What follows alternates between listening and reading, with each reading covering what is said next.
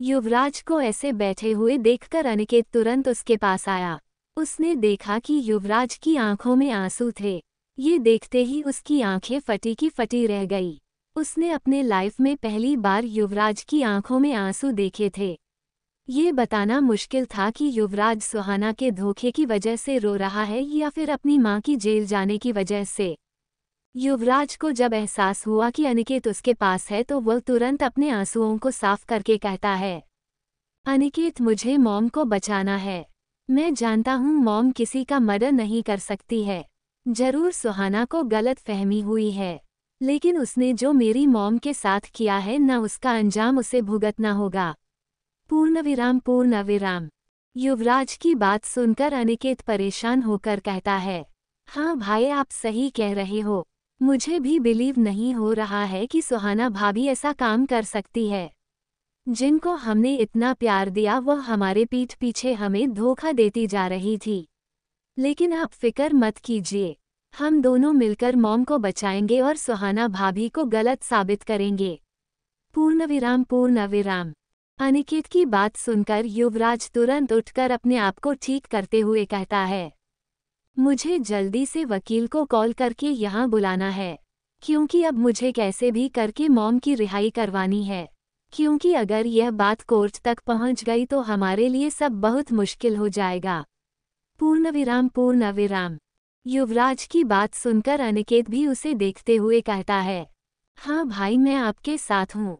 अभी हम वकील के पास जाकर उनसे मिलते हैं, क्योंकि हमारे पास ज़्यादा समय नहीं है। दादी ने मुझे सब कुछ बता दिया है। पूर्णविराम पूर्णविराम। ये कहकर अनिकेत ने युवराज को देखा तो युवराज अनिकेत के साथ तुरंत कमरे से बाहर निकल गया। वही नंदनी, जो कौशल्या गोयल को जानबूझकर सुनाए जा रही थी, जब उसने देखा कि अनिकेत युवराज के साथ आ रहा है तो वह अपने चेहरे पर परेशानी लेकर युवराज के पास आकर कहती हैं, युवराज, तुम ठीक तो हो ना? पूर्णविराम पूर्णविराम। नंदनी को अपने सामने देखकर युवराज की आंखें गुस्से से लाल हो गई। एक तो पहले से ही उसे नंदनी का सच पता चल चुका था, लेकिन फिलहाल के लिए वह इस समय नंदनी से कोई बहस नहीं करना चाहता था, क्योंकि उसे इस समय अपनी मॉम की रिहाई करवानी थी। ये सोचकर वह नंदनी को देखकर कहता है, फिलहाल के लिए मेरे रास्ते से हट जाओ। पूर्णविराम पूर्णविराम। ये कहने के बाद युवराज अनिकेत के साथ वहां से चला गया। कुछ घंटे बाद सुहाना का घर। सुहाना सोफे पर बैठकर टीवी देख रही थी। हालांकि उसका किसी चीज में मन नहीं लग रहा था। राजा ने सुहाना को उसके दुश्मनों के बारे में भी बता दिया था, जो सुनकर सुहाना अपने दुश्मनों से लड़ने के लिए भी इनकार कर चुकी थी। सुहाना को ऐसा लग रहा था जैसे उसका इन सब चीज़ों से दिल उतर चुका है।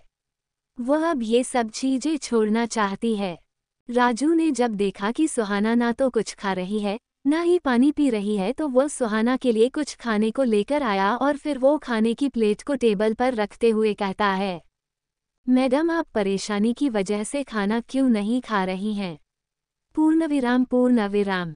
राजू की बात सुनकर सुहाना टीवी देखते हुए ही कहती है, क्योंकि इस समय युवराज ने भी कुछ नहीं खाया होगा। मैंने जो उसके साथ किया है उसके मुताबिक वह इस समय वकील से मिलने की कोशिश कर रहा होगा। उसको अपनी मां की रिहाई करवानी है, लेकिन मैं इतनी आसानी से उसकी मां को जेल से निकलने नहीं दूंगी। पूर्णविराम पूर्णविराम। सुहाना की बातों को सुनकर राजू गहरी सांस लेकर कहता है, लेकिन मैडम, कौन वकील इस समय युवराज गोयल की मदद करेगा, क्योंकि आपके सामने कोई भी केस नहीं करना चाहेगा। ये सब जानते हैं कि अगर आप किसी चीज़ को लेकर केस कर रही हैं तो किसी की इतनी हिम्मत नहीं होती है कि वो उल्टा आपके ऊपर केस करने की कोशिश करे। पूर्णविराम पूर्णविराम। राजू की बात सुनकर सुहाना गहरी सांस लेकर कहती है, हाँ मैं जानती हूँ, लेकिन युवराज को तुम कम मत समझो। जितना मैंने ऊंचाई को छुआ है ना युवराज भी वहीं पर है। बस अंतर इतना है कि वह मुझसे 2% पीछे हैं, लेकिन फिर भी वह मुझसे मुकाबला कर सकता है। मुझे बस एक बात का डर है, प्यार और नफरत की इस जंग में मैं कमज़ोर ना पड़ जाऊं। जहां मैं युवराज से प्यार करती हूं वहीं युवराज मुझसे नफरत करने लगा है, और जब युवराज मेरे साथ कुछ करने के बारे में सोचेगा भी ना तो मैं उसे मना नहीं कर पाऊंगी, क्योंकि मैं जानती हूँ युवराज मुझे दर्द दे रहा है, लेकिन दर्द उसे भी हो रहा है। पूर्ण विराम। सुहाना की बात सुनकर राजू उसे देखने लगा तो कुणाल सुहाना के पास भागते हुए आया।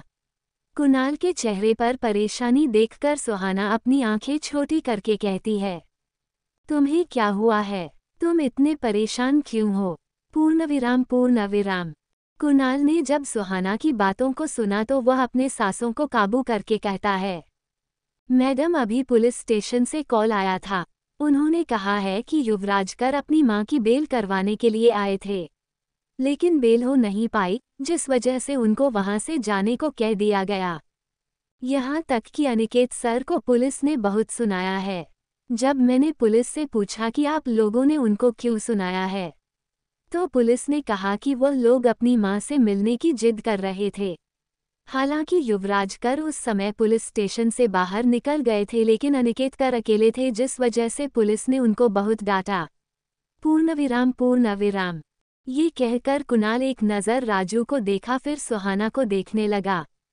कुणाल की बात सुनकर सुहाना गुस्से में कहती है, अभी के अभी पुलिस को कॉल लगाओ।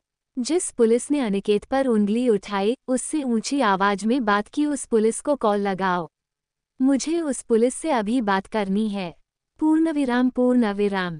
सुहाना की बात सुनकर कुणाल ने हाँ में सर हिलाते हुए जल्दी से उसी पुलिस को कॉल किया जिसने अनिकेत को बहुत डांटा था। जैसे ही पुलिस ने कॉल उठाया कुणाल ने फोन को स्पीकर पर रखा। तभी पुलिस की गुस्से में आवाज आई, इस समय भी तुम लोगों को चैन नहीं है।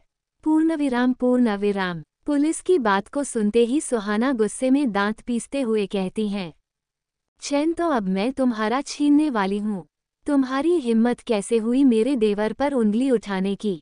क्या मैंने यह नहीं कहा था कि वो लोग अगर पुलिस स्टेशन आए तो उन लोगों से इज्जत से बात करना?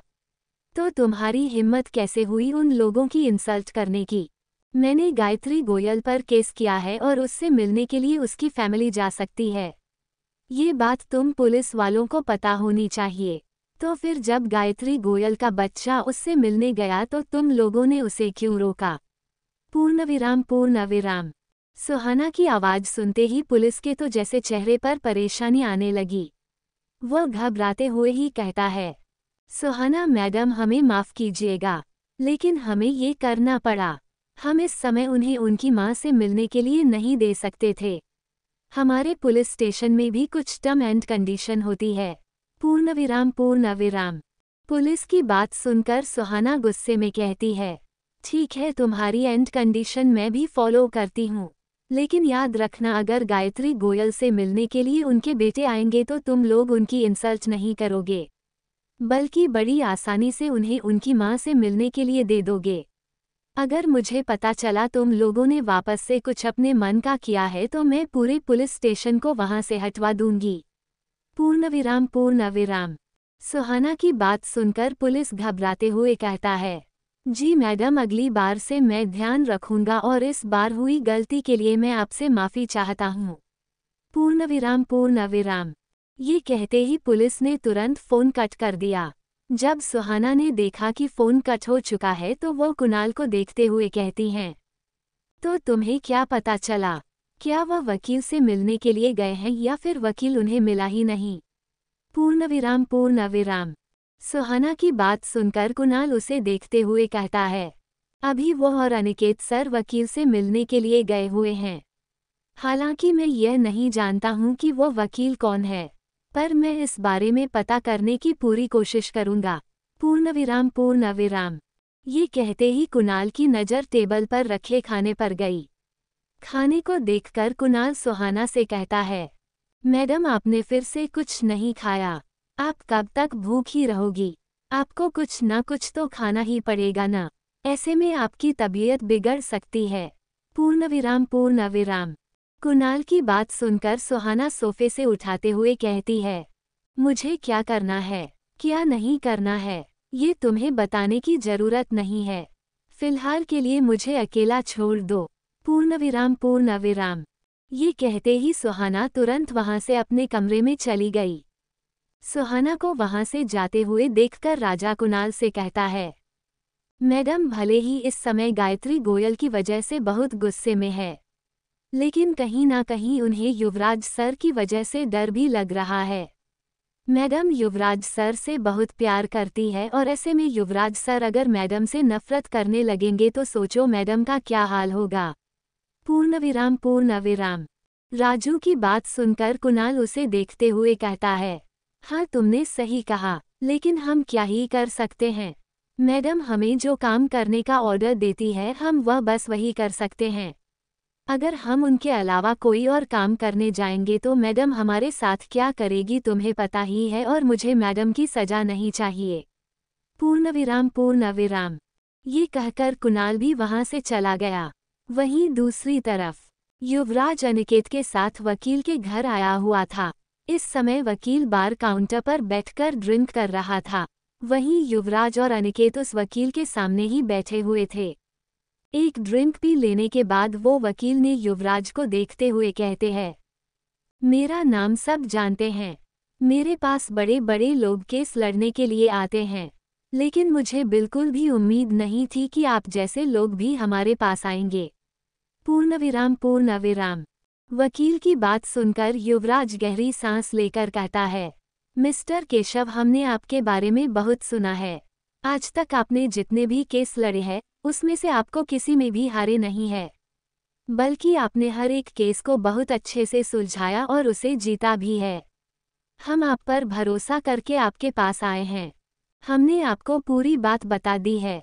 मैं गारंटी के साथ कह सकता हूँ कि मेरी मॉम ऐसा नहीं कर सकती है। भले ही वह छोटे लोगों को बहुत सुनाती रहती हैं, छोटे लोगों को देखना पसंद नहीं करती है, लेकिन किसी का खून वह अपनी लाइफ में कभी नहीं कर सकती है। पूर्णविराम पूर्णविराम। युवराज की बात सुनकर मिस्टर केशव गहरी सांस लेकर कहते हैं, देखिए मिस्टर गोयल, मैं ये तो नहीं जानता हूँ कि सुहाना ने आपकी माँ पर कैसे क्यों किया है, लेकिन मैं इतना जानता हूँ यूसुफ इंडस्ट्री की मालकिन कोई छोटी मोटी मालकिन नहीं है। वह आपसे भी ऊपर है और ऐसे में उन्होंने आपके मॉम के अगेंस्ट केस किया है तो मेरे लिए भी ये बहुत प्रॉब्लम की बात हो सकती है। मैं आपसे ऐसा नहीं कह रहा हूँ कि मैं आपकी मॉम के लिए केस नहीं लड़ूंगा।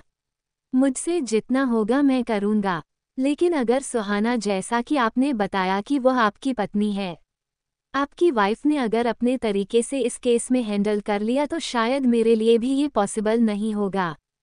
मिसेज सुहाना को मैं बहुत अच्छे से जानता हूँ।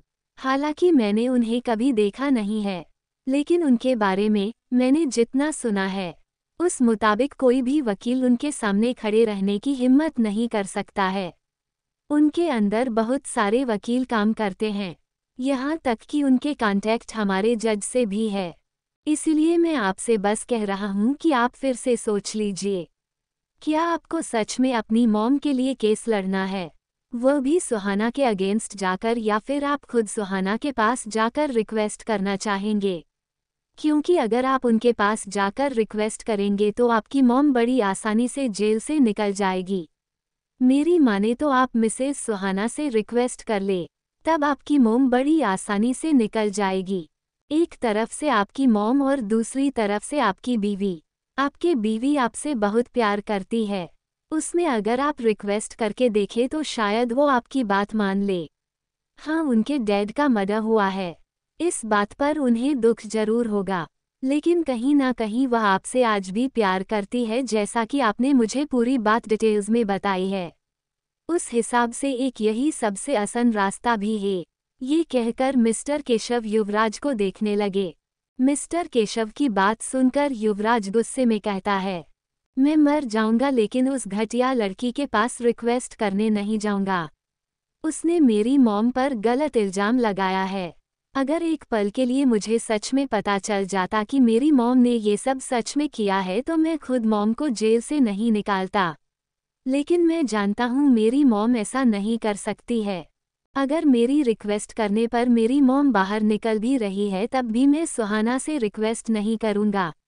आपको मेरी मदद करनी है तो कीजिए, अदरवाइज मैं कहीं और चला जाऊँगा। पूर्णविराम पूर्णविराम। ये कहकर युवराज गुस्से में वहां से जाने लगा। इससे पहले कि वह घर से बाहर निकलता कि तभी मिस्टर केशव उसे रोकते हुए कहते हैं, देखिए मिस्टर गोयल, मुझसे बड़ा वकील आपको कहीं भी नहीं मिलेगा। मैं आपका केस को लड़ने के लिए तैयार हूँ, लेकिन आगे जो होगा वह आपको ही संभालना पड़ेगा, क्योंकि आप सुहाना से दुश्मनी ले रहे हैं। उनसे दुश्मनी बहुत गहरी होती है। मैंने खुद देखा है कि कैसे वह अपने दुश्मन को खत्म करती है। आप बिजनेस की दुनिया में राज करते हैं, इसलिए आपको इन सब के बारे में उतनी खबर नहीं है, लेकिन मैं एक वकील हूँ और मैं जानता हूँ मरने वाले की लोगों की संख्या कितनी होती है। मेरे पास ऐसे लोग भी आए हैं जिसने सुहाना के खिलाफ केस किया है, लेकिन कोई फायदा नहीं हुआ है। उन्हें पैसे देकर मुंह बंद करवा दिया जाता है। सुहाना अगर अपने दुश्मनों को मारती है तो उसके फैमिली को लाखों रुपए देती है, ताकि उसकी फैमिली को कभी भी जिंदगी भर भूखे ना रहना पड़े। सुहाना का एक अलग अंदाज रहता है। वो अगर अपने दुश्मनों को खत्म करती है तो वो ये जानती है कि उसका दुश्मन उसका पसंदीदा दुश्मन है, लेकिन उसकी फैमिली को इन सब के बारे में कुछ पता ही नहीं रहता है, जिस वजह से वह एक घर का काम दो तरीके से करती है। मैं जानता हूँ इस समय आपको मेरी बातें बकवास लग रही होगी। आपको लग रहा होगा कि मैं सुहाना की इतनी तारीफ क्यों करता हूँ, पर मैं आपको बता देता हूँ मैं उसकी तारीफ नहीं कर रहा हूँ, बल्कि मैं आपको बता रहा हूँ कि वह कैसी इंसान है। वो किसी को मार सकती है तो किसी को बचा भी सकती है। इसलिए मैं बस आपसे बोल रहा था कि आप एक बार रिक्वेस्ट करके देख लीजिए। पूर्णविराम पूर्णविराम। मिस्टर केशव की बात सुनकर युवराज उन्हें देखकर कहता है, अगर आपको मेरा केस लड़ना है तो ठीक है, अदरवाइज मैं दूसरे वकील का इंतजाम कर लूंगा। पूर्णविराम पूर्णविराम। ये कहने के बाद युवराज अनिकेत के साथ गुस्से में मिस्टर केशव के घर से बाहर निकल गया। घर से बाहर निकलते ही अनिकेत युवराज को देखते हुए कहता है, भाई अगर देखा जाए तो मिस्टर केशव ने कुछ गलत नहीं कहा है। हम सुहाना के बारे में उतना नहीं जानते हैं, लेकिन जितना हमने सुना है उसके मुताबिक मुझे भी यही लग रहा है कि हमें उनसे रिक्वेस्ट करनी चाहिए। एक बार हम अगर उनसे रिक्वेस्ट कर लेंगे तो हो सकता है हमारी मॉम को जल्दी से बेल मिल जाए और हमें कोर्ट में जाना ना पड़े। पूर्णविराम पूर्णविराम। अनिकेत की बात सुनकर युवराज गुस्से में कहता है, अब तुम भी मिस्टर केशव की तरह बात मत करो। मुझे क्या करना है क्या नहीं करना है यह मैं बहुत अच्छे से जानता हूँ। फिलहाल के लिए गाड़ी में बैठो। पूर्णविराम पूर्णविराम। ये कहकर युवराज गुस्से में गाड़ी में बैठ गया। अगले दिन सुहाना डाइनिंग टेबल पर बैठकर नाश्ते को देखे जा रही थी। हालांकि उसने अभी तक नाश्ते का एक बाइट भी नहीं लिया था। उसके दिमाग में अभी भी युवराज का ही ख्याल आ रहा था। राजा उसके लिए काफ़ी चीज़ बनाकर लाया था, क्योंकि वह चाहता था कि सुहाना कुछ ना कुछ खा ले, पर सुहाना को कुछ ना खाते हुए देखकर वह भी परेशान होने लगा। सुहाना प्लेट में रखे खाने को देख रही थी कि तभी राजू सुहाना के पास आकर घबराते हुए कहता है, मैडम अभी वह बाहर युवराज सर आए हुए हैं। उन्होंने कहा है कि वह आपसे मिलना चाहते हैं। क्या मैं उनको अंदर लेकर आऊं? पूर्णविराम पूर्णविराम। राजू की बात सुनकर सुहाना हैरानी से कहती है, युवराज यहाँ आए हुए हैं, लेकिन उन्हें मेरे घर का एड्रेस कैसे पता चला और वो मुझसे मिलने के लिए यहाँ क्यों आए हैं? एक काम करो, तुम उन्हें अंदर लेकर आओ। पूर्णविराम पूर्णविराम। सुहाना की बात सुनकर राजू तुरंत घर से बाहर निकल गया। वही सुहाना खुद को नॉर्मल दिखाते हुए डाइनिंग टेबल पर बैठी हुई थी। थोड़ी देर में राजू युवराज को लेकर घर के अंदर आया। युवराज के चेहरे पर कोई भी एक्सप्रेशन नहीं थे, न ही उसके चेहरे पर गुस्सा दिख रहा था, न उसके चेहरे पर किसी तरह की मुस्कुराहट दिख रही थी। राजू जो युवराज के बगल में खड़ा था वह डर के मारे तुरंत वहां से चला गया। सुहाना युवराज को दिखाते हुए बस चुपचाप डाइनिंग टेबल पर बैठी हुई थी। वो नहीं चाहती थी कि युवराज को जरा भी पता चले कि वो उसे अभी भी याद करती है। युवराज को ऐसे एरोगेंट तरीके से खड़े देखकर सुहाना कुर्सी से उठकर उसके पास आकर कहती है, क्या बात है मिस्टर गोयल, मुझे उम्मीद नहीं थी कि आप मेरे घर तक चले आएंगे। कहीं ऐसा तो नहीं कि आप मुझसे रिक्वेस्ट करने आए हैं? अगर आप मुझे रिक्वेस्ट करने आए हैं तो आपको कोई फ़ायदा नहीं होगा, क्योंकि मैं आपकी मॉम को जेल से निकलने नहीं दूंगी। पूर्णविराम। सुहाना ने इतना ही कहा था कि तभी युवराज बीच में उसे रोकते हुए कहता है, तुम्हारी इतनी औकात नहीं है कि मैं युवराज गोयल तुम्हारे सामने रिक्वेस्ट करूं। मैं यहाँ पर तुमसे रिक्वेस्ट करने नहीं आया हूँ, बल्कि तुम्हें एक तोहफा देने आया हूँ जो तुम्हारे लिए बहुत इम्पोर्टेंट है। पूर्णविराम। युवराज की बात सुनकर सुहाना अपनी आंखें छोटी करके कहती है, कैसा तोहफा? पूर्णविराम। सुहाना की बातों को सुनकर युवराज अपने साथ लाई हुई फाइल उसे देते हुए कहता है, डाइवोर्स पेपर, मुझे तुमसे तलाक चाहिए। मैंने पेपर पर सिग्नेचर कर दिए हैं, बस तुम्हारे साइन चाहिए जो तुम मुझे इसी समय दोगी। पूर्णविराम। युवराज की बात सुनते ही सुहाना के जैसे पैरों तले जमीन ही खिसक गई। उसे बिल्कुल भी उम्मीद नहीं थी कि युवराज इतनी जल्दी उसे तलाक देने की बात करेगा। उसने सोचा था कि वह समय निकालकर युवराज से मिलने जाएगी और उसे समझाने की कोशिश करेगी, पर युवराज इतनी जल्दी फैसला ले लेगा इस बात की उसे जरा भी उम्मीद नहीं थी। युवराज के हाथों में फाइल देखकर सुहाना उसे देखकर कहती है, यह आप क्या बोल रहे हैं? आप मुझे तलाक देना चाहते हैं? लेकिन क्यों? मैंने क्या गलत काम कर दिया? मैं बस आपके मॉम को जेल नहीं भेजा है, बल्कि मैं भी अपने पापा के कातिल को जेल भेजा है। आप खुद बताएं, अगर आप मेरी जगह होते तो आप क्या करते? क्या आपने सोचा है मुझ पर क्या बीत रही है? इतने समय तक मैं अपने पापा के कातिल को ढूंढ रही थी। आज जब मुझे वह कातिल मिल गया तो मैं उसे इतनी आसानी से बाहर घूमने कैसे दूं? इस समय भले ही मैं आपको गलत नजर आ रही हूँ, लेकिन मैं जानती हूँ कि मैं बिल्कुल सही हूँ। पूर्णविराम। सुहाना की बातों को सुनकर युवराज गुस्से में कहता है, तुम अपनी गंदी जुबान से मेरी मॉम का नाम भी मत लेना। धोखा देना किसे कहते हैं? यह कोई तुमसे सीखे। मेरी मॉम पर जो तुमने गलत इल्जाम लगाया है ना, वो बहुत जल्द मैं प्रूव करके रहूंगा। मैं जानता हूँ मेरी मॉम कभी भी किसी का खून नहीं कर सकती है और तुम्हारी यह गलतफहमी बहुत जल्द खत्म होने वाली है। आइंदा से अपना ये घटिया चेहरा मुझे मत दिखाना, क्योंकि मुझे तुम्हारा ये चेहरा देखकर नफरत होने लगी है। तुमने जो मुझे धोखा दिया है ना, वह मैं कभी नहीं भूलूंगा। अरे तुमसे अच्छी तो नंदनी है जो मुझे धोखा देकर भी मेरे साथ रहती है, मेरे फैमिली को सपोर्ट करती है। उसने सिर्फ मेरी प्रॉपर्टी को लेने के लिए मुझे धोखा दिया, लेकिन तुमने तो मेरी मॉम को जेल तक भेज दिया। तुमसे अच्छा तो मैं नंदनी को अपनी बीवी बना लेता, कम से कम वह मेरे फैमिली को जेल भेजने की बात तो नहीं करती। लेकिन तुम तो इतनी बेशरम लड़की निकली कि मैं तो क्या, कोई भी तुमसे नफरत करेगा। तुम होगी अपनी इंडस्ट्री की मालकिन, लेकिन मैं अपने बिजनेस का राजा हूँ। तुम भले ही मुझे अपने पैरों के धूल के बराबर समझो, लेकिन याद रखना, मैं जब अपने ऊपर आता हूँ ना, तब मैं किसी को नहीं छोड़ता हूँ। इसलिए मेरे फैमिली के बीच में लाने की कोशिश भी मत करना। पूर्णविराम। ये कहकर युवराज अपने हाथों में रखी फाइल सुहाना के मुंह के ऊपर फेंककर वहां से चला गया। युवराज को जाते देखकर और उसकी कड़वी बातों को सुनकर सुहाना बस उसे देखती रह गई। राजा राजू और बाकी सब भी वहां खड़े होकर यह सब देखे जा रहे थे। किसी को भी यकीन नहीं हो रहा था कि युवराज सुहाना पर इतना घटिया इल्जाम लगाकर चला जाएगा। काफी समय बीत जाने के बाद भी सुहाना के कदम वहां से एक बार भी नहीं हिले। ये देखकर गौरव तुरंत सुहाना के पास आया। फिर वो नीचे गिरी फाइल को उठाकर सुहाना को देते हुए कहता है, मैडम, युवराज सर यहाँ से जा चुके हैं।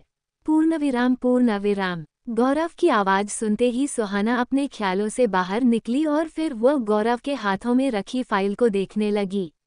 उसको देखते ही सुहाना को वापस से युवराज की कही हुई बातें याद आने लगी, जिसे सोचकर वह गौरव के हाथों से फाइल लेते हुए कहती हैं, पुलिस से कहो कि मुझे गायत्री गोयल से पर्सनली बात करनी है। पूर्णविराम। सुहाना की बात सुनकर गौरव कहता है, लेकिन मैडम, आप उनसे अकेले बात करना क्यों जाना चाहती हैं? मेरा मतलब युवराज सर ने तो आपको उनके फैमिली से दूर रहने को कहा है, और अगर उन्हें पता चल गया कि आप उनकी मॉम से मिलने के लिए गई थी तो कहीं वह सभी के सामने आपकी इंसल्ट ना कर दे। पूर्णविराम पूर्णविराम। गौरव की बात सुनकर सुहाना गुस्से में कहती हैं, मैंने जितना कहा है उतना करो। पुलिस को कॉल करके कहो कि मुझे पर्सनली गायत्री गोयल से मिलकर बात करनी है और तुम्हारे पास केवल 10 मिनट का समय है। तुमने 10 मिनट के अंदर पुलिस को कॉल करके नहीं बोला तो मैं तुम्हें धक्के मारकर घर से बाहर फेंक दूंगी। पूर्णविराम पूर्णविराम। ये कहकर सुहाना गुस्से में अपने कमरे की ओर चली गई। सुहाना को गुस्से में जाते देख गौरव राजा के पास आकर कहता है, मैं मैडम को कैसे समझाऊं, युवराज सर अब हमसे नफरत करने लगे हैं। अगर वो युवराज सर के खिलाफ जाकर कोई काम करेगी तो युवराज सर मैडम की जान भी ले सकते हैं। तुमने देखा नहीं कैसे युवराज सर मैडम पर कितना घटिया इल्जाम लगाकर चले गए, जबकि युवराज सर जानते हैं कि उनकी मॉम ने ही मैडम के पापा को मारा है। युवराज सर को मैडम की बातों पर बस यकीन नहीं हो रहा है, लेकिन जिस दिन यकीन हो जाएगा ना उस दिन वो खुद बोलेंगे कि मैडम सही थी। पर मुझे समझ नहीं आ रहा है कि मैडम युवराज सर के प्यार में इतनी पागल क्यों हो गई है। उन्होंने इतना कुछ कह दिया लेकिन मैडम ने एक शब्द भी नहीं बोला। मुझे न मैडम पर बहुत गुस्सा आ रहा है, पर क्या करूं, उन्हें कुछ बोल भी नहीं सकता हूं। इसलिए फिलहाल के लिए मैं पुलिस से बात करने जा रहा हूं। पूर्णविराम पूर्णविराम। ये कहकर गौरव गुस्से में वहां से चला गया। कुछ घंटों बाद सुहाना गायत्री गोयल से मिलने के लिए पुलिस स्टेशन आई हुई थी। पुलिस ने उन दोनों के लिए अलग से इंतजाम किया था। हालांकि बाकी लोगों से मिलने के लिए उन लोगों को परमिशन लेनी पड़ती थी, पर यहाँ पर सुहाना के लिए एक रूम रखा गया था जिसमें सिर्फ सुहाना और गायत्री गोयल ही बैठकर बातें कर सकते थे। सुहाना अपने सामने बैठी गायत्री गोयल को देख रही थी। वही गायत्री गोयल की आंखों में अभी भी गुस्सा साफ दिखाई दे रहा था। उन्हें देखकर ऐसा लग ही नहीं रहा था कि उन्हें सुहाना से अभी भी कोई रिक्वेस्ट करनी है। ऐसा लग रहा था कि उनके अंदर अभी भी बहुत सारा घमंड भरा हुआ है। गायत्री गोयल को देखकर सुहाना गहरी सांस लेकर कहती है, इतना भी घमंड में रहना ठीक नहीं होगा। आपके पास अभी भी मौका है। खुद सच बोल लीजिए या फिर लंबी सजा के लिए तैयार हो जाइए, क्योंकि मैं आपको इतनी आसानी से नहीं छोड़ूंगी। पूर्णविराम पूर्णविराम।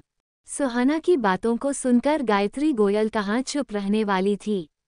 वह भी सुहाना को देखते हुए तंज कसते हुए कहती है, सच वहाँ कबूल किया जाता है जहाँ सच कबूल करना चाहिए। मैं तुम्हारे सामने कुछ भी नहीं बोलूँगी क्योंकि तुम्हें तो वैसे भी मेरी बातों पर कभी यकीन नहीं होगा। मुझे तो तुम शुरू से ही पसंद नहीं थी, लेकिन आज तुम्हारी सच्चाई जान लेने के बाद मुझे तुमसे और ज़्यादा नफरत होने लगी है। तुम मेरे बेटे को धोखे में रखकर उसको अपने झांसे में फंसा रही थी। नंदनी और युवराज को अलग करके तुम मजे ले रही थी। आज मेरे बेटे के सामने इतना महान बनकर जो तुम आई हो ना, उसका नतीजा तुम्हें बहुत जल्द भुगतना पड़ेगा। पूर्णविराम पूर्णविराम। गायत्री गोयल की बातों को सुनकर सुहाना शैतान भरी नजरों से उन्हें देखते हुए कहती है, मेरे साथ क्या होगा क्या नहीं होगा वह तो बाद की बात है, लेकिन आगे आपके साथ क्या होगा ये तो शायद आपको भी नहीं पता होगा। इसलिए मैं आपसे कह रही हूँ, आप मुझे बता दीजिए कि आखिर आपने मेरे पापा को क्यों मारा। आखिर आपसे उनकी क्या दुश्मनी थी कि आपको उनका मर्डर करना पड़ा। पूर्णविराम पूर्णविराम। सुहाना की बातों को सुनकर गायत्री गोयल गुस्से में कहती है, मैंने कितनी बार कहा है, मैंने तुम्हारे पापा का मर्डर नहीं किया है। तुम्हें बहुत बड़ी गलतफहमी हुई है। तुम बिना सबूत के मेरे ऊपर इल्जाम लगाने की हिम्मत कैसे कर सकती हो। तुम्हारे पास क्या सबूत है कि मैंने ही तुम्हारे पापा को मारा है। पूर्णविराम पूर्णविराम। गायत्री गोयल ने इतना ही कहा था कि तभी सुहाना अपने साथ लाई हुआ घड़ी को उनके ठीक सामने रखे टेबल पर फेंकते हुए कहती है, ये घड़ी आपको याद है। इस घड़ी में जो आप कपड़ा देख रही है ना, वह मेरे पापा का कपड़ा है जो उन्होंने उस दिन पहना था जिस दिन उनका मर्डर हुआ था, और इन कपड़ों पर उनके ही खून के निशान हैं। अब आप सोच रही होंगी कि मैं इतनी यकीन के साथ कह सकती हूँ कि इन कपड़ों पर मेरे पापा का खून है। तो मैं आपको बता दूं कि मेरे पापा की बहुत कुछ निशानी मेरे पास रखी हुई है, जिसको मैंने चेक करवाया तो मुझे पता चला है कि वो खून मेरे पापा का ही है और वो कपड़ा है वह भी मेरे पापा का है। वो रात मैं आज तक नहीं भूली हूँ। मेरे सर से मेरे पापा का साया छीनने वाली आप हैं। आपने मेरे पापा को जान से मारा था, बस मैं आपकी शक्ल नहीं देख पाई, लेकिन ये घड़ी यह साबित करता है कि आप मेरे पापा की कातिल हैं। ये वही घड़ी है ना जो आपने युवराज के दोस्त को दी थी। शायद आपको याद होगा ये घड़ी देते समय आपने उसे क्या कहा था कि इस घड़ी को संभाल कर रखना, किसी के पास जाने मत देना। और जब युवराज के दोस्त ने आपसे पूछा कि वो इस तरह की घड़ी क्यों रखेगा जिसमें पहले से ही कपड़ा लगा हुआ है, तब आपने क्या कहा कि वो एक निशानी के तौर पर रखा हुआ है।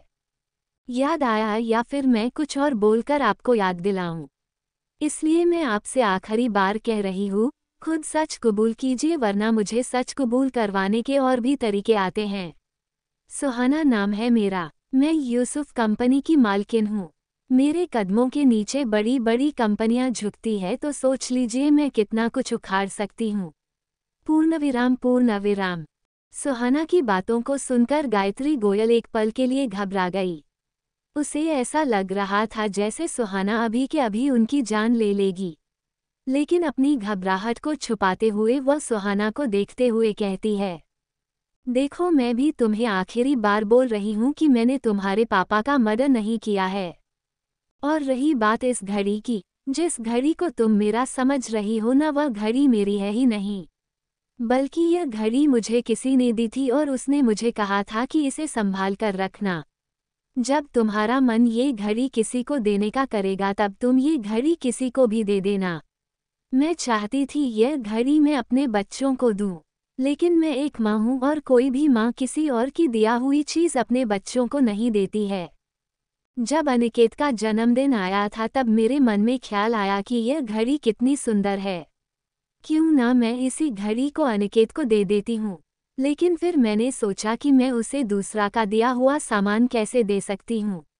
ये भी हो सकता है कि इसमें कुछ गड़बड़ हो, बस इसी वजह से मैंने उस घड़ी को अपने पास रखा।